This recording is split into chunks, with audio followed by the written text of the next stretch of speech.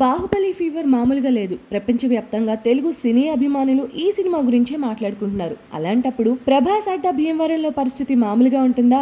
అక్కడ ఏకంగా పండుగ సంబరాలు చేసుకుంటున్నారు అభిమానులు. గురువారం అర్ధరాత్రి బెనిఫిట్ షో కంప్లీట్ అయ్యాక 3 ఏనుగులు, 40 గుర్రాలు, 150 ఎన్ఫీల్డ్ బైక్స్, అలాగే 5,000 మంది అభిమానులతో భీమవరంలో కని విని ఎరుగని ర్యాలీ నిర్వహించడానికి అభిమానులు సన్నాహాలు చేసుకుంటున్నారు. భీమవరంలోనే కాదు, ఆ చుట్టుపక్కల గ్రామాల్లో కూడా ఈ ర్యాలీ నిర్వహిస్తారు. అయితే పోలీసులు మాత్రం ర్యాలీలో ఏనుగులను తీసుకురావడానికి అనుమతి ఇవ్వలేదని తెలుస్తోంది.